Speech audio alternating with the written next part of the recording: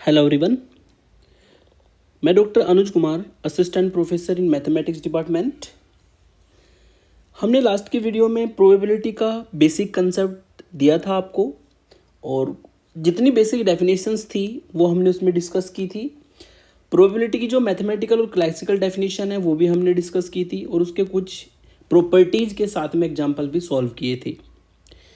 आज उन्हीं सब कंसेप्ट को यूज़ करते हुए हम एडिशन थ्योरम ऑफ प्रोबेबिलिटी पढ़ने वाले हैं, जिसको हम थ्योरम ऑफ टोटल प्रोबेबिलिटी भी कहते हैं या simply addition law of probability भी कहते हैं। ठीक है, सबसे पहले मैं थोड़ा सा रिकॉल करा दूं कि जो हमने लास्ट के लेक्चर में सीखा था उसमें मैंने सैम्पल स्पेस की प्रोबेबिलिटी बताई थी आपको। सैम्पल स्पेस की प्रोबेबिलिटी 1 होती है, और अगर कोई फाई इम्पॉसिबल इवेंट है, फाई उसकी प्रोबेबिलिटी हमारी 0 होती है।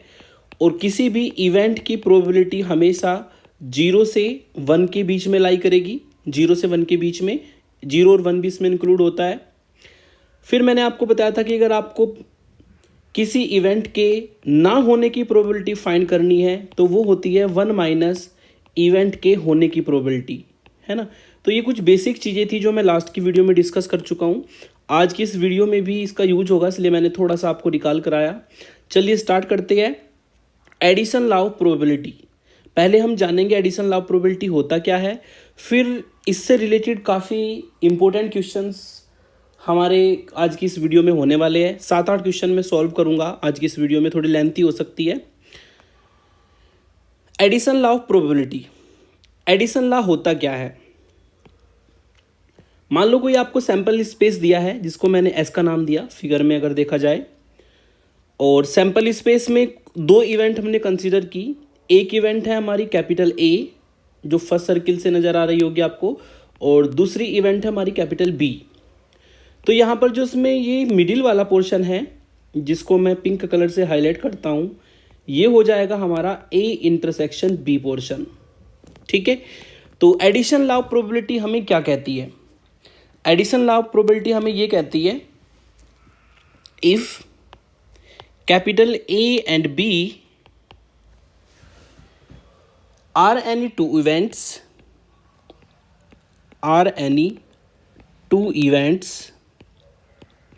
then अगर ए और बी हमारी कोई 2 इवेंट हो, तब हमारी addition law, addition theorem of probability ये कहती है कि probability of A union B अगर आप फाइंड करते हैं, probability of A union B अगर आप फाइंड करते हैं तो वो इक्वल होता है probability of A plus probability of B minus probability of A intersection B.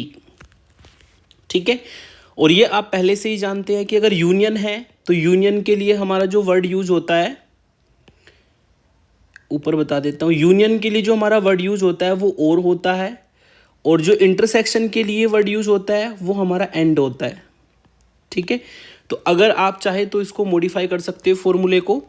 इसका मतलब होगा प्रोबेबिलिटी ऑफ ए और B equal to probability of A plus probability of B minus probability of A and B. दोनों ही statement का एक ही मतलब है। तो ये हमारी एडिशन थ्योरम कहलाती है प्रोबेबिलिटी के लिए, 2 इवेंट के लिए, है ना। ये हमारी 3 इवेंट के लिए भी होती है। अभी थोड़ा देर में आगे डिस्कस करते हैं इस चीज़ को भी। एडिशन थ्योरम क्यों कहती है, क्योंकि यहाँ पर और जो सिंबल है, और का मतलब यहाँ पर होगा प्रोबेबिलिटी हमें निकालनी होगी ए प्लस बी भी इसको यूज करते हैं सिंपली, है ना। ए यूनियन बी भी सिंबल इसका यूज होता है, ए और बी भी यूज होता है, और ए प्लस बी भी होता है ना। ये हमारी एडिशन थ्योरम होती है। लेकिन अगर हमारी जो इवेंट्स है वो म्यूचुअली डिसजॉइंट हो, म्यूचुअली डिसजॉइंट का मतलब आप ए और बी का इंटरसेक्शन फाइंड करें और ये हमारा फाई के इक्वल आ जाए, ए और बी का इंटरसेक्शन किसके इक्वल आए, फाई के इक्वल आए, तब आप दोनों साइड में प्रोबेबिलिटी लगा सकते हैं। तो ए इंटरसेक्शन बी की प्रोबेबिलिटी होगी प्रोबेबिलिटी ऑफ फाई, और प्रोबेबिलिटी ऑफ फाई होती है इम्पॉसिबल इवेंट जिसकी प्रोबेबिलिटी हमेशा 0 होती है, जैसे कि मैंने स्टार्टिंग में ही डिस्कस किया था। तो जो हमारी ऊपर थ्योरम मैंने बताई है आपको वो क्या बन जाएगी, देन तब हमारी थ्योरम बनेगी probability of A union B equal to probability of A plus probability of B minus probability of A intersection B हमारा 0 हो जाएगा। तो अगर दो हमारी इवेंट म्यूचुअली डिसजॉइंट है, म्यूचुअली एक्सक्लूसिव भी इसको हम कहते हैं, है ना, तो probability of A union B simple हो जाती है probability of A plus probability of B.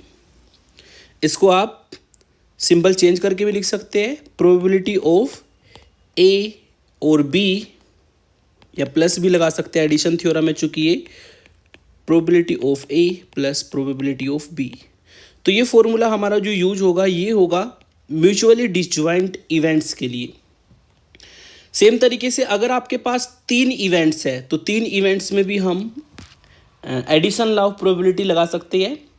3 events के लिए जो हमारा एडिशन लॉ ऑफ प्रोबेबिलिटी होगा वो होगा probability of A union B union C equal to probability of A plus probability of B plus probability of C minus probability of A intersection B minus probability of B intersection C minus probability of C intersection A. ठीक है, और फिर हमारा इसमें plus होता है probability of A intersection B intersection C. तो ये जो हमारा फॉर्मूला है 3 इवेंट के लिए होगा। इस फॉर्मूला बेस्ड भी मैं एक एग्जांपल कराऊंगा, काफ़ी इंपॉर्टेंट है ये हमारा, है ना। इसका एक एग्जांपल हम लास्ट में कवर करेंगे आज ही। फिर यदि हमारे पास n म्यूचुअली डिसजॉइंट इवेंट हो, म्यूचुअली एक्सक्लूसिव इवेंट्स हो, तो उसमें भी आप एडिशन थ्योरम लगा सकते हैं बहुत easily. Probability of A1 union A2 union dot dot dot union AN तक अगर हम जाए तो सिंपल सा ये फॉर्मूला होगा कि A1 की प्रोबेबिलिटी निकाले, A2 की प्रोबेबिलिटी निकाले और डॉट डॉट डॉट AN की प्रोबेबिलिटी निकाले। ठीक है, तो यदि हमारे पास n म्यूचुअली एक्सक्लूसिव या म्यूचुअली डिसजॉइंट इवेंट है तो हम उनमें भी एडिशन थ्योरम को अप्लाई कर सकते हैं, जिससे फॉर्मूला हमारा ये बन जाएगा। तो ये हमारी हो गई एडिशन थ्योरम। अब इसके कुछ एग्जांपल्स लेते हैं, जैसे कि फर्स्ट एग्जांपल लेते हैं। सबसे पहले आपको बता दूं हम कब लगाते हैं एडिशन थ्योरम को, है ना। एडिशन थ्योरम ज़्यादातर उस केस में लगती है जब हमारा क्वेश्चन में जब प्रोबेबिलिटी पूछी जाती है तो 2 इवेंट के बीच में और सिंबल लगाओ। जैसे इस क्वेश्चन में देखिए आप और दिया गया है, और है तो सिंपल सी बात है यूनियन में जाएगा, यूनियन में जाएगा तो वो एडिशन थ्योरम में बनेगा। ठीक है, इसकी पहचान होती है। बाकी प्रैक्टिस से आप जब क्वेश्चंस करेंगे तो आपको खुद ही आइडिया लग जाएगा कि यहाँ पर एडिशन थ्योरम लगेगी या जो नेक्स्ट वीडियो में हम कवर करेंगे मल्टीप्लिकेशन थ्योरम वो लगेगी। एग्जाम्पल 1 लेते हैं। N integer is chosen at random from 200 digits. एक इंटीजर चूज किया गया 200 डिजिट से। What is the probability that the integer is divisible by 6 और 8? जो इंटीजर चूज किया गया है 200 डिजिट्स में से, हमें प्रोबेबिलिटी वो निकालनी है कि वो 6 से डिविजिबल हो या फिर वो 8 से डिविजिबल हो। ठीक है, चूंकि हमें 200 डिजिट्स दी गई है तो हम सैंपल स्पेस उससे बना सकते हैं। सैंपल स्पेस हमारा S हो जाएगा, है ना।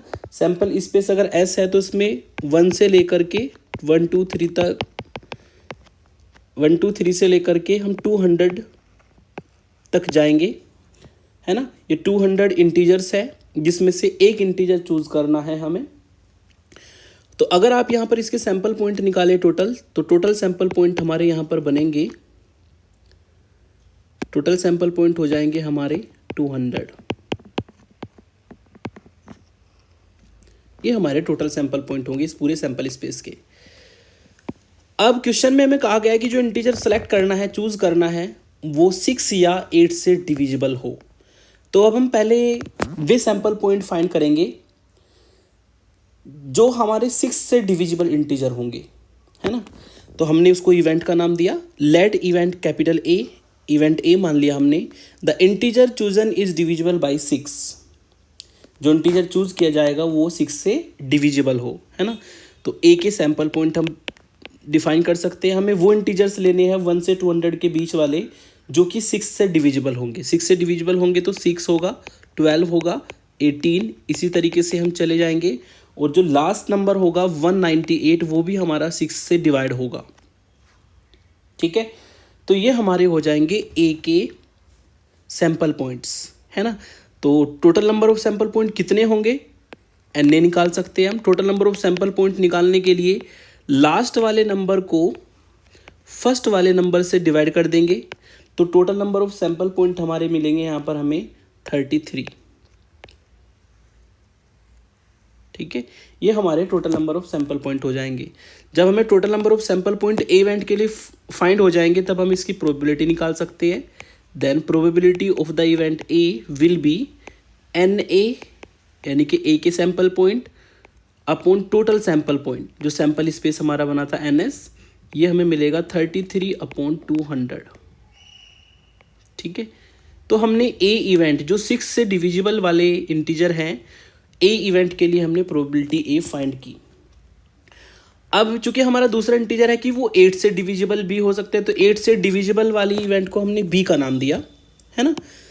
Let event B integer chosen is divisible by 8। अब हमें वो इंटीजर्स लेने हैं जिसको हम बी इवेंट बनाएंगे जो कि 8 से डिविजिबल होंगे। 8 से डिविजिबल होने वाले 8, 16, 24 और ऐसे ही 200, जो लास्ट डिजिट होगी इंटीजर होगा लास्ट हमारा 200, वो भी हमारा 8 से डिवाइड होगा। तो हम total number of sample point हम यहाँ पर फाइंड कर सकते हैं बी इवेंट के लिए, एन बी। उसको फाइंड करने के लिए 200 को, यानी कि लास्ट वाले नंबर को शुरू वाले डिजिट से हम डिवाइड कर देंगे। इसको सॉल्व करके आपको मिलेगा 25, है ना। देयरफॉर तो प्रोबेबिलिटी भी हमारी इजीली निकल जाएगी। बी की प्रोबेबिलिटी होगी n B upon total number of sample points. N B हमारा 25 है और टोटल हमारे इंटीजर्स है 200, तो ये हमारी बी इवेंट की भी प्रोबेबिलिटी निकल जाएगी। ठीक है, अब इसमें से कुछ इंटीजर ऐसे भी होंगे जो 6 से भी डिवाइड होंगे, जो 6 से भी डिवाइड होंगे और 8 से भी डिवाइड होंगे, है ना। तो जो इंटीजर 6 से और 8 से दोनों से डिवाइड होंगे वो भी हमें फाइंड करने होंगे, यानी कि जो 6 से और 8 से डिवाइड होंगे वो ए और बी में कॉमन जाएंगे दोनों के दोनों। ठीक है, जो हमारा ए सेट बना है, ए इवेंट के लिए सैंपल पॉइंट्स है, बी इवेंट के लिए सैंपल पॉइंट है, इसमें से हमें वो इंटीजर सेलेक्ट करने हैं जो 6 से भी डिवाइड हो और साथ ही साथ में 8 से भी डिवाइड हो, है ना। उसको फाइंड करने के लिए हम 8 और 6 का एलसीएम ले लेते हैं। अगर 8 और 6 का हम एलसीएम निकालते हैं तो आप जानते हैं 24 एलसीएम होगा। यानी कि अब अगर हमें वो इंटीजर्स चाहिए जो 6 और 8 दोनों से डिवाइड हो, ठीक है, तो इसका मतलब ये होगा कि हमें वो इंटीजर्स चाहिए,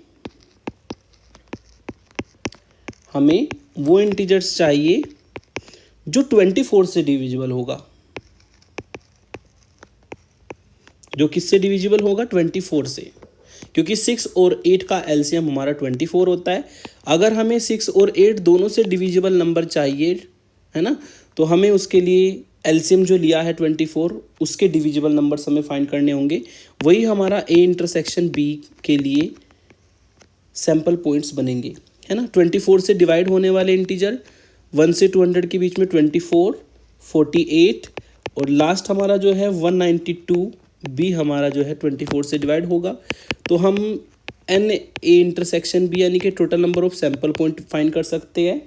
वो होगा लास्ट वाली वैल्यू 192 को डिवाइड कर देंगे 24 से, जिसको सॉल्व करके आपको मिलेगा 8। तो आप ए इंटरसेक्शन बी की प्रोबेबिलिटी भी फाइंड कर सकते हैं।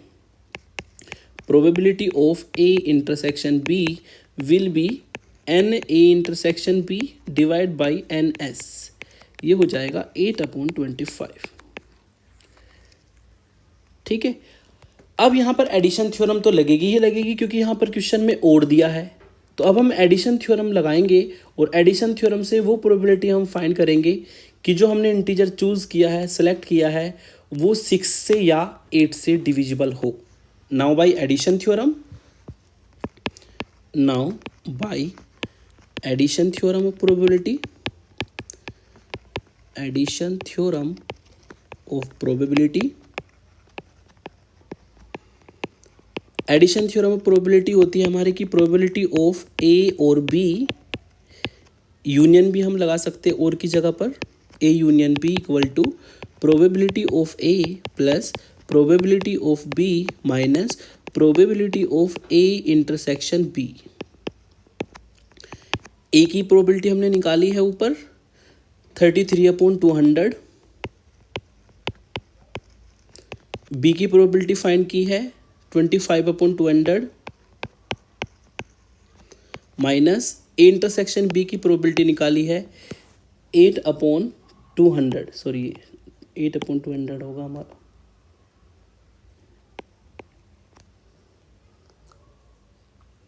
ये हमारा हो जाएगा 8/200।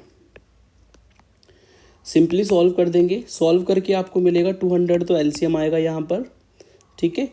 33 + 25 - 8 मिलेगा, और इसको सॉल्व करके हमें मिलता है 50/200 एंड इट मीन्स 1/4, ठीक है। तो यहाँ पर एडिशन थ्योरम से जो प्रोबेबिलिटी होगी, रिक्वायर्ड प्रोबेबिलिटी, वो हमारी 1/4 होगी। एग्जाम्पल 2 लेते हैं। एग्जाम्पल 2 है हमारा, the probability that a student passes a physics test is 2/3, है ना। तो हमने इसको ए इवेंट का नाम दिया सॉल्यूशन में, कि जो स्टूडेंट्स हमारा फिजिक्स टेस्ट में पास होता है वो ए इवेंट है। उसकी प्रोबेबिलिटी हमें गिवन है, 2/3। तो इसको हम सॉल्यूशन में साथ के साथ लिख देते हैं, therefore probability of A = 2/3 and the probability that he passes both a physics and an English test is 14/25, ठीक है। हमने बी इवेंट जो नाम दिया है वो नाम दिया है the student passes an English test.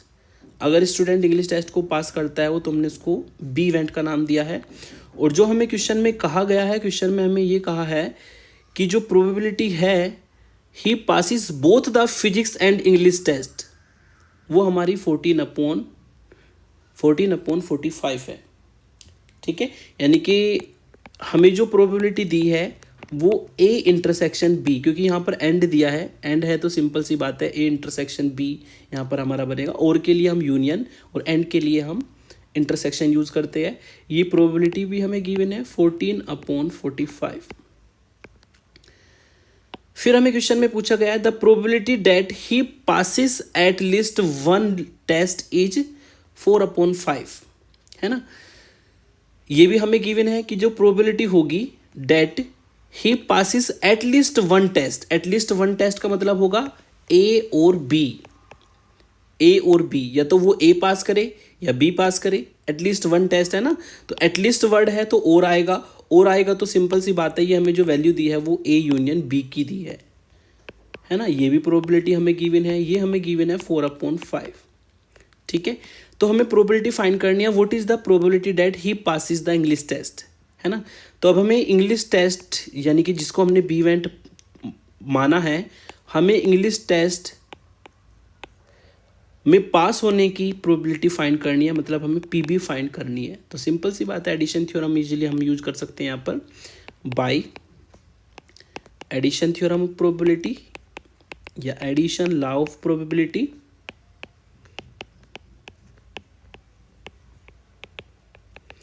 Addition law हमारा होता है probability of A union B equal to probability of A plus probability of B minus probability of A intersection B. सारी वैल्यू हम पुट कर देंगे यहाँ पर, 4/5 equal to 2/3 plus probability of B minus 14/45। सारी वैल्यू हमने इसमें पुट की। सारी वैल्यूज को पुट करने पर यहाँ पर प्रोबेबिलिटी ऑफ बी फाइंड कर सकते हैं हम। प्रोबेबिलिटी ऑफ बी होगा हमारा 4/5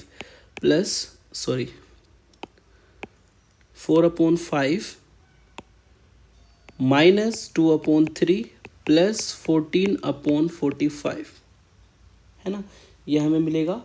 तो इसको अगर सिंप्लीफाई किया जाए तो सिंप्लीफाई कर करके एलसीएम लेकर के हमें इसका आंसर मिलेगा 4/9, ठीक है। एलसीएम लेकर के हम सिंप्लीफाई करेंगे तो प्रोबेबिलिटी हमें बी की फाइंड हो जाएगी 4/9। नेक्स्ट क्वेश्चन हमारा है, 2 डाइस आर टोस्ट, है ना। 2 डाइस यहाँ पर टोस्ट की गई है। Find the probability of getting an even number of the first dice an even number on the first die, और वर्ड यहाँ पर दिया तो सिंपल सी बात है, एडिशन थ्योरम लगेगी, और ए टोटल ऑफ 8, है ना। तो हमें यहाँ पर जो प्रोबेबिलिटी फाइंड करनी है 2 डाइस टॉस होने पर, वो हमें ये फाइंड करनी है कि जो फर्स्ट डाइस है उस पर या तो इवन नंबर आए, या फिर दोनों डाइस पर जो सम आने वाला है नंबर्स का वो 8 हो, है ना।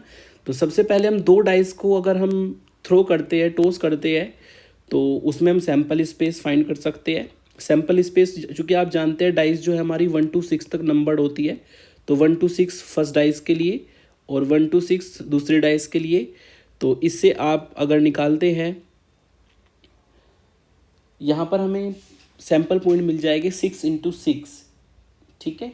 6 into 6 का मतलब 36 हमारे टोटल सैम्पल पॉइंट बनेंगे। देयरफॉर जो यहाँ पर सैम्पल स्पेस के पॉइंट बनेंगे वो होंगे 6 into 6 = 36।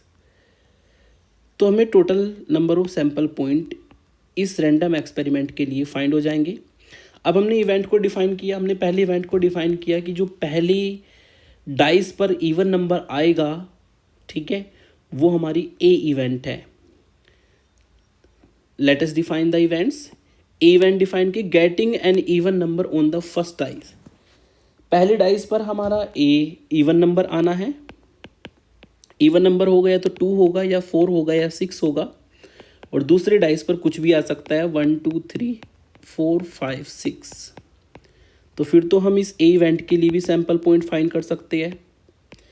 ए इवेंट के लिए सैम्पल पॉइंट होंगे आपके 3 × 6, क्योंकि एक सेट में 3 एलिमेंट है, एक सेट में हमारे 6 एलिमेंट है। कार्टेशियन प्रोडक्ट अगर सेट की करें तो टोटल नंबर ऑफ जो एलिमेंट्स हमारे बनेंगे यहाँ पर 18 होंगे, 3 × 6। तो ये हमारे सैम्पल पॉइंट हो जाएंगे ए इवेंट के लिए। अगर हम ए इवेंट की प्रोबेबिलिटी फाइंड करते हैं तो फॉर्मूला होता है ए के सैम्पल पॉइंट अपॉन पूरे सैम्पल स्पेस के सैम्पल पॉइंट, ठीक है। ये हमारा हो जाएगा 18/36। तो ए इवेंट की हमें प्रोबेबिलिटी मिल जाएगी। फिर बी इवेंट हमने मानी, उसने कहा था क्वेश्चन में कि या तो पहली डाइस पर इवन नंबर आए, वो हम केस ले चुके हैं, इसकी प्रोबेबिलिटी भी हमने निकाली, या फिर उसने कहा था कि टोटल जो सम आए हमारा दोनों डाइस के नंबर्स का वो 8 हो, है ना। उसको हमने डिफाइन कर लिया, वो बी इवेंट है। The sum of the points on the 2 dice is 8। इसको हमने बी इवेंट डिफाइन किया। तो बी में हमारे एलिमेंट कौन कौन से आएंगे, सम दोनों डिवाइस के पॉइंटों का 8 होना चाहिए। तो 2 6 हो सकता है, या 6 2 भी हो सकता है, ठीक है। 3 5 हो सकता है, या 5 3 आ सकता है, या फिर 4 4 हो सकता है। इनसे अलग कोई भी आपको यहाँ पर पॉइंट ऐसा नहीं मिलेगा जिनका सम 8 आए। तो अगर एन बी हम निकाले, मतलब total number of sample point निकाले बी इवेंट के लिए, तो वो हमारे बनते हैं 5। देयरफॉर तो प्रोबेबिलिटी भी हम फाइंड कर सकते हैं बी की, n B divide by n S, and it will be 5/36, ठीक है। अब चूंकि आप जानते हैं कि ए और बी 2 इवेंट हमारी हो चुकी है, तो इसमें कुछ ना कुछ इंटरसेक्शन भी आ सकता है ना, और आएगा।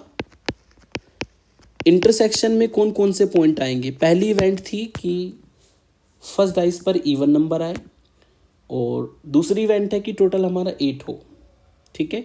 तो हमें यहाँ पर वो पॉइंट्स लेने हैं जो फर्स्ट डाइस पर, बी सेट में से ही कॉमन निकाल लेते हैं, बी सेट से ही पता लग जाएगा। इस बी सेट में वो आपको पेयर लेना है जो फर्स्ट डाइस पर इवन नंबर शो करता है। इवन नंबर के लिए पहला पॉइंट बनेगा, दूसरा बनेगा, और ये हमारा लास्ट वाला बनेगा। 3 पॉइंट ऐसे हैं जो फर्स्ट डाइस पर इवन नंबर शो करते हैं, तो यही हमारे कॉमन पॉइंट हो जाएंगे 2 6 6 2 एंड 4 4, ठीक है। तो ए इंटरसेक्शन बी के जो हमारे सैम्पल पॉइंट बने वो हमारे 3 बने। तो हम ए इंटरसेक्शन बी की प्रोबेबिलिटी भी फाइंड कर सकते हैं, वो होगा हमारा n A intersection B divide by n S, and it means 3/36। अब हम इसमें एडिशन थ्योरम लगा करके प्रोबेबिलिटी, रिक्वायर्ड प्रोबेबिलिटी को फाइंड कर सकते हैं। Now required probability is required probability is, required probability होगी हमारी probability of A union B equal to probability of A plus probability of B minus probability of A intersection P. तो ए की जो probability हमने find की थी वो 18/36 थी, बी की प्रोबेबिलिटी हमने 5/36 फाइंड की है, एंड फाइनली हमें ए इंटरसेक्शन बी की प्रोबेबिलिटी हमने 3/36 फाइंड की है। 36 एलसीएम आएगा और ये हमारा हो जाएगा 18 + 5 - 3, इट मीन्स 20/36। अगर सिंप्लीफाई करें तो 2 से ये हमारा कैंसिल आउट होगा, सॉरी 4 से कैंसिल आउट हो जाएगा, 4 से कैंसिल आउट होकर 5 मिलेगा और 4 से डिनोमिनेटर कैंसिल आउट होकर के 9 मिलेगा। तो 5/9 हमारी रिक्वायर्ड प्रोबेबिलिटी होगी। नेक्स्ट एग्जांपल लेते हैं, example number 4। If the probability of the horse A winning the race is 1/5, A horse है और ए हॉर्स के विनिंग द रेस को जीतने की जो प्रोबेबिलिटी है वो 1/5 है ना। तो इसको पहले नोट डाउन कर लेते हैं। गिवन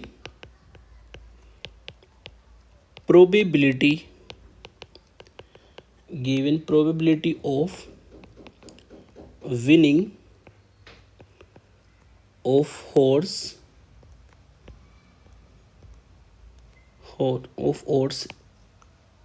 लिख देता हूँ, ऑफ हॉर्स कैपिटल ए, ये हमें गिवन है 1/5, and the probability of the horse B winning the same race is 1/6, और जो आपको प्रोबेबिलिटी दी है of the winning of horse B वो दी है आपको 1/6, है ना। या आप सिंपली कह दीजिए कि आपको दिया है प्रोबेबिलिटी ऑफ ए 1/5, आपको दिया है probability of B horse 1/6। What is the probability that one of the horse will win the race, है ना। वन ऑफ द हॉर्स इसका मतलब दोनों में से कोई एक आ जाएगा, तो और का सिंबल होगा या तो हॉर्स ए जीते या हॉर्स बी जीते, है ना। और आएगा तो एडिशन थ्योरम में जाएगा, है ना, एडिशन थ्योरम में जाएगा। लेकिन यहाँ पर एक आपको इम्पोर्टेंट बात याद रखनी है कि दो हॉर्स हमारे अलग अलग हॉर्स है, तो दोनों की दोनों जो इवेंट बनेगी हमारे यहाँ पर वो म्यूचुअली डिसजॉइंट होंगी, क्योंकि एक हॉर्स का दूसरे हॉर्स से कोई भी लेना देना नहीं है, म्यूचुअली डिसजॉइंट इवेंट होगी।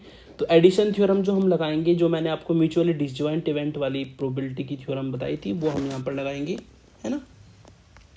Since event A and B are mutually exclusive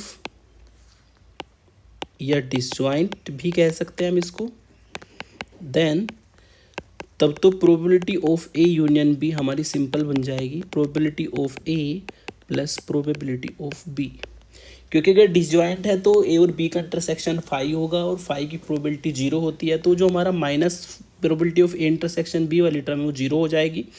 दोनों वैल्यू आपको गिवन है 1/5 प्लस 1/6, एंड आफ्टर सॉल्विंग ये हमें मिलेगा एलसीएम लेकर के 11/30, ये आंसर इसका हो जाएगा। नेक्स्ट एग्जांपल लेते हैं, find the probability of drawing a card from A well shuffled pack such that the draw card is either a king और ए क्वीन। ठीक है, क्योंकि ये यहाँ पर ताश के पत्तों का मैटर आ गया है। ताश के पत्तों के बारे में मैंने आपको लास्ट की वीडियो में बताया था, है ना, पैक ऑफ प्लेइंग कार्ड्स या डेक भी जिसको आप कहते हैं, उसके बारे में फिर से बता देता हूँ क्योंकि यहाँ पर यूज होगा। आपको पता होना चाहिए कितने हमारे ब्लैक फेस होते हैं कार्ड, कितने हमारे रेड फेस होते हैं, कितने किंग होते हैं, कितने एस होते हैं, कितनी क्वीन होती है ना, ये सभी चीज़ें आपको पता होना चाहिए। तो उसको थोड़ा सा फिर से बता देता हूँ ताकि इसके क्वेश्चन आपको ईजिली समझ में भी आ जाए। पैक ऑफ कार्ड जो हमारा होता है उसमें हमारे टोटल 52 कार्ड्स होते हैं। जिसमें से 26 कार्ड्स हमारे ब्लैक फेस्ड होते हैं और 26 कार्ड्स हमारे रेड फेस्ड होते हैं, है ना। मतलब 26 यहाँ पर जो कार्ड होंगे वो काले रंग के होंगे और 26 यहाँ पर लाल रंग के होंगे। और जो काले रंग के हमारे 26 कार्ड्स होंगे, ठीक है, उसमें 13 तो स्पेड सूट के स्पेड से जाते हैं और 13 हमारे क्लब से जाते हैं, है ना। 13 तो स्पेड कार्ड होते हैं और 13 हमारे क्लब के होंगे। ऐसी जो रेड कार्ड्स है उसमें 13 हमारे हर्ट के होंगे और 13 हमारे डायमंड के होंगे। तो ये टोटल हमारे 4 सूट बनते हैं 13 के। इन चारों सूट में एक एक एस होता है, चारों में एक एक होगा, चारों में एक एक किंग होगा, चारों में एक एक क्वीन होगी, चारों में एक एक जैक होगा, है ना। और जो बाकी हमारे 9 कार्ड्स है, ठीक है, वे जो 9 कार्ड्स होंगे उन पर नंबर प्रिंट होगा 2 से लेकर 10 तक, 2 3 4 5 6 7 8 9 10 तक, है ना। इस तरह नंबर प्रिंट होगा उन पे। तो ये होता है हमारा पैक ऑफ कार्ड्स या डेक जिसको आप कहते हैं। अब क्वेश्चन को पढ़ते हैं ध्यान से दोबारा। Find the probability of drawing A card from A well सफल पैक, है ना। हमें एक कार्ड को ड्रा करना है वेल सफल पैक में से, such that the draw card is either a king और क्वीन, ठीक है। क्योंकि यहाँ पर सिंपल सी बात है, और वर्ड दिया है तो एडिशन थ्योरम में जाएगा। यहाँ पर हमें प्रोबेबिलिटी वो निकालनी है कि जो हमने कार्ड को निकाला है वो या तो किंग का आए या फिर वो क्वीन का आए, ये हमें यहाँ पर प्रोबेबिलिटी फाइंड करनी है। तो चूंकि आप जानते हैं कि ए जो हमारा पैक होता है वो 22 कार्ड्स रखता है, जिसमें 4 टोटल हमारे किंग होंगे, 4 सूट में से निकालेंगे, और वो हमारे 4 ही उसमें क्वीन होते हैं। और यहाँ पर प्रोबेबिलिटी भी हमें जो निकालनी है, या तो वो जो हमने कार्ड निकाला है किंग हो या वो क्वीन हो, है ना। तो हमने यहाँ पर डिफाइन कर दी इवेंट ए, हमने डिफाइन किया the card draw is a queen, है ना। जो हमारा कार्ड ड्रा हुआ है वो किंग हो, ठीक है। किंग होते हैं टोटल 4 में से एक कार्ड को ड्रा करना है, तो सिंपल सी बात है परमुटेशन कॉम्बिनेशन में जाएगा। तो आप ए इवेंट के सैंपल पॉइंट फाइंड कर सकते हैं। 4 किंग में से एक कार्ड को निकालना है तो 4C1 तरीके से हम फाइंड कर सकते हैं, और इसका मतलब होगा 4। अगर फैक्टोरियल वाला फॉर्मूला लगाएं, यहाँ पर फैक्टोरियल का फॉर्मूला आप जानते होंगे, चलिए एक बार फिर से बता देता हूँ। 4C1 को अगर ओपन करें तो फैक्टोरियल 4, फैक्टोरियल 1, फैक्टोरियल 4 -1 सॉल्व करके मिलेगा 4 इंटू फैक्टोरियल 3, और फैक्टोरियल 3 से फैक्टोरियल 3 कटेगा तो सॉल्व करके 4 मिलेगा। तो 4C1 की वैल्यू हमारी 4 होती है। तो ए के हमें सैंपल पॉइंट मिल जाएंगे। या फिर हमने यहाँ पर जो कार्ड निकाला है वो हमारा क्वीन हो, क्वीन है तो हम टोटल हमारे पास 4 सूट होते हैं, चारों में एक एक क्वीन होती है, तो 4 क्वीन में से एक क्वीन निकालने के लिए हम अगर सैंपल पॉइंट निकालते हैं वो भी 4C1 हो गया, यानी कि 4 होंगे, है ना। तो हम प्रोबेबिलिटी फाइंड कर सकते हैं। देयरफॉर जो ए की प्रोबेबिलिटी है वो होगी हमारी 4C1 डिवाइड बाई टोटल जो सैंपल बनेगा हमारा 52 कार्ड्स में से एक कार्ड निकालने का 22C1 हो जाएगा। इसको सॉल्व करके 4/52 मिलेगा, है ना। ऐसे ही बी की प्रोबेबिलिटी हम फाइंड कर सकते हैं, वो भी हमारा 4 क्वीन में से निकालने की एक कार्ड को 4C1 तरीके, और टोटल हमारे 52 कार्ड में से एक कार्ड निकालना है तो ये भी 4/52 होगा। अब क्वीन और किंग, क्या इनमें कुछ कॉमन आ सकता है? यस, किंग और क्वीन चारों हमारे अलग अलग कार्ड होते हैं, इनमें कुछ भी कॉमन नहीं आएगा। तो इसका मतलब यहाँ पर जो इवेंट गिवन है ये म्यूचुअली डिसजॉइंट इवेंट है ना। अगर म्यूचुअली डिसजॉइंट इवेंट है तो इंटरसेक्शन हमें फाइंड करने की जरूरत नहीं है, since A and B are mutually disjoint,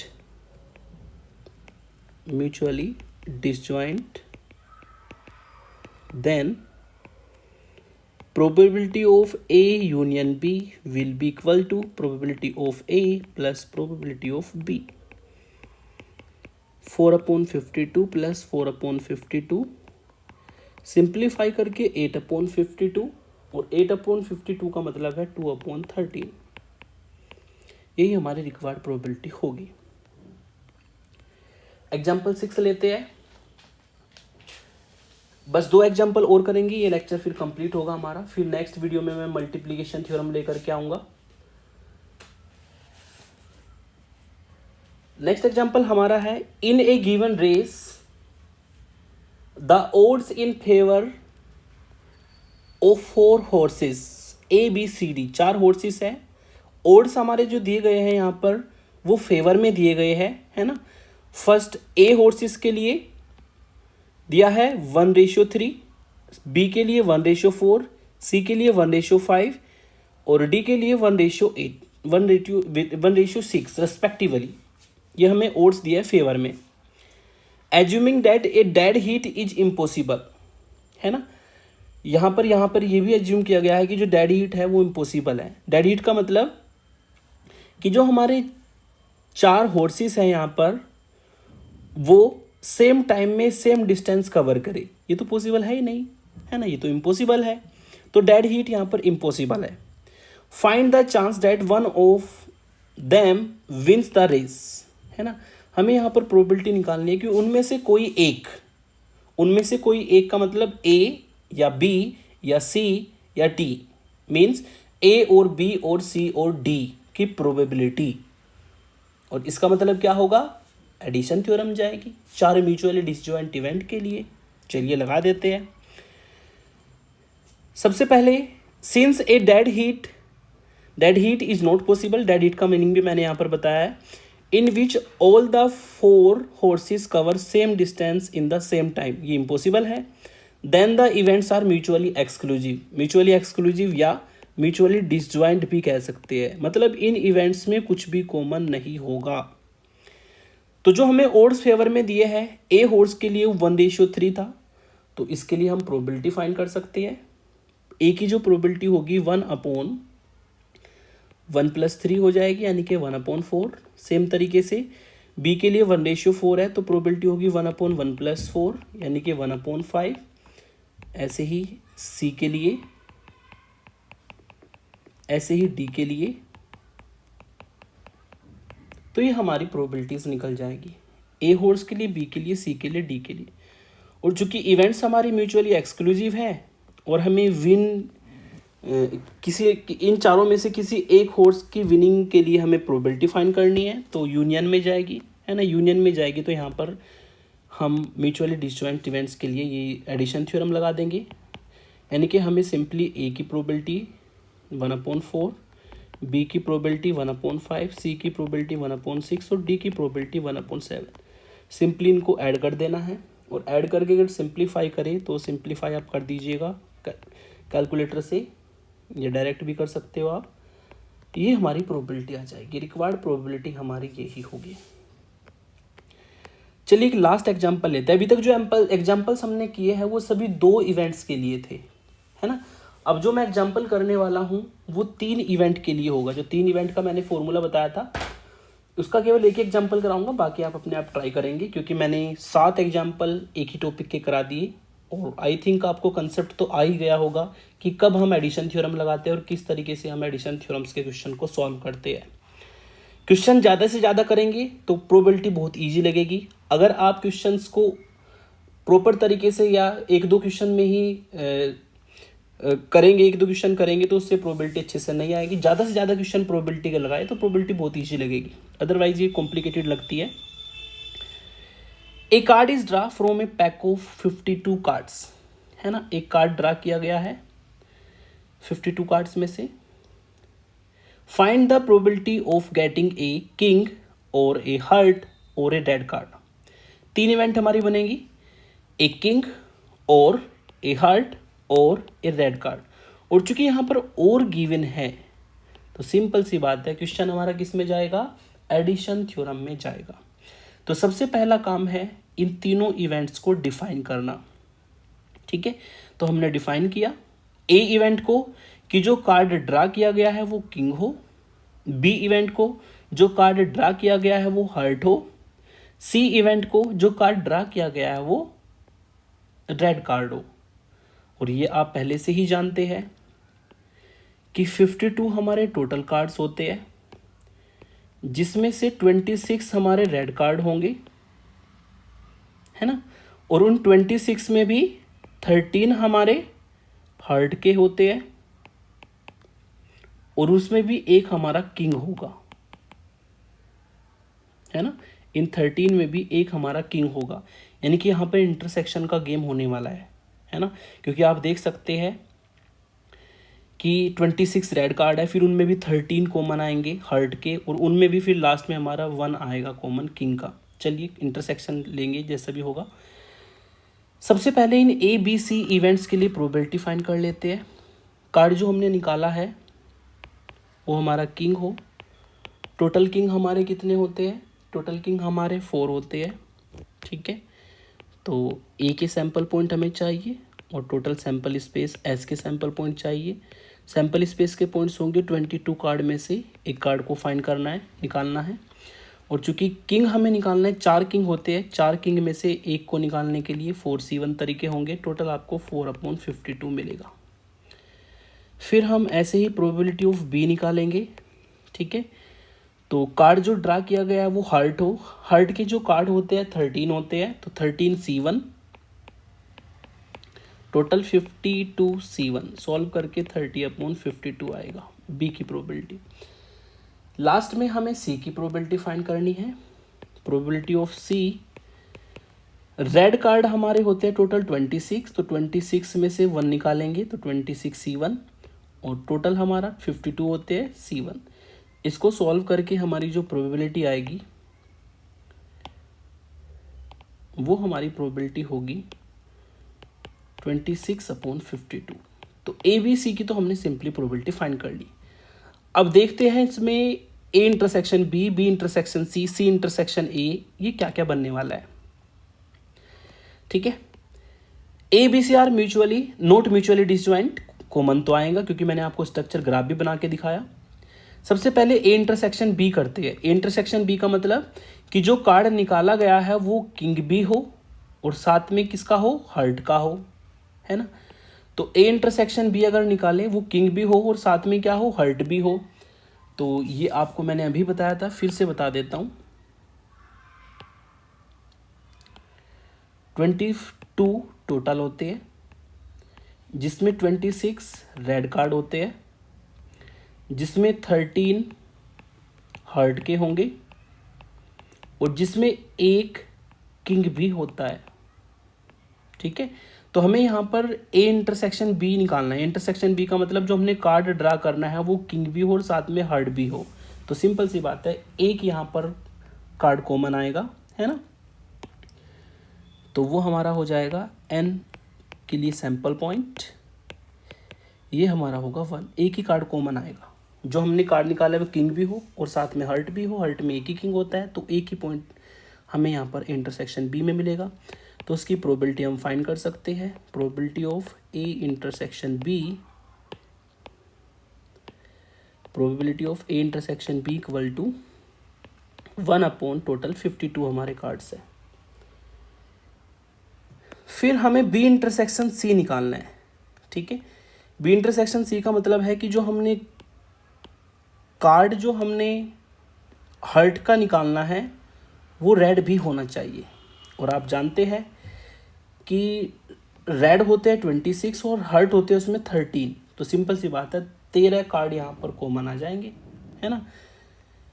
क्योंकि आप जानते हैं कि बी इंटरसेक्शन सी जो है बी के ही बराबर होता है। जो कार्ड जो है हमारा वो हार्ट होगा, है ना, और साथ में वो रेड भी होना चाहिए। तो 13 हमारे पॉइंट आ जाएंगे total. N B intersection C 13 होगा, तो इसकी प्रोबेबिलिटी आप फाइंड कर सकते हैं। 13 पॉइंट में से एक कार्ड निकालना है, तो 13C1/52C1 यानी कि 13/52 हमारी प्रोबेबिलिटी होगी। फिर सी इंटरसेक्शन ए। सी इंटरसेक्शन ए का मतलब कि जो हमारे रेड कार्ड्स है और जो हमने किंग निकालना है ना। तो रेड कार्ड्स में कितने किंग होते हैं? आप जानते हैं रेड कार्ड्स में 2 किंग होते हैं, है ना। तो रेड कार्ड्स में अगर 2 किंग होते हैं तो यहाँ पर सी इंटरसेक्शन ए के लिए सैंपल पॉइंट आपको पता लग जाएंगे, या ए इंटरसेक्शन सी भी इसको कह सकते हैं हम। 2 कार्ड कॉमन आएंगे, Therefore, probability of C intersection A will be 1/52.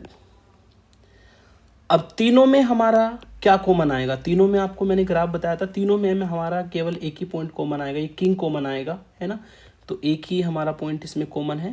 Therefore n of A intersection B intersection C वो 1 होगा। तो इसकी भी प्रोबेबिलिटी हम फाइंड कर सकते हैं 1/52। अब एडिशन थ्योरम लगा देंगे। एडिशन थ्योरम का फॉर्मूला ये होता है, इसमें सारी वैल्यू पुट कर देंगे।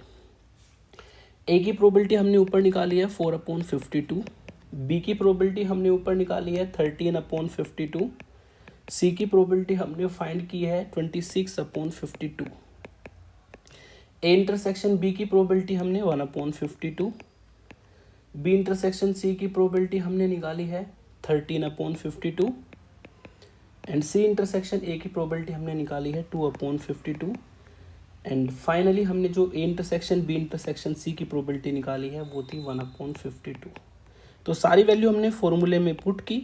पुट करने पर जो कटेगा काट देंगे, ये कट जाएगा हमारा, ये भी कैंसिल आउट होगा, है ना। और बाकी को हम सिंपली सॉल्व कर लेंगे। सॉल्व करके आपको यहाँ पर मिलता है, ये इससे कट जाएगा, ये इससे, यस 7/13 टोटल आपको मिलेगा आंसर यहाँ पर, है ना। यानी कि A union B union C ही हमारी रिक्वायर्ड प्रोबेबिलिटी होगी। तो ये लास्ट क्वेश्चन जो हमने किया है, ये 3 इवेंट्स के लिए एडिशन थ्योरम को अप्लाई करना सीखा है। तो इस तरीके से 7 एग्जाम्पल्स मैंने 7 इंपॉर्टेंट एग्जाम्पल्स मैंने कराए हैं आपको, है ना। बाकी कुछ एग्जाम्पल्स आप अपने आप ट्राई कीजिए तो एडिशन थ्योरम बहुत ईजिली आ जाएगी। Thank you for watching.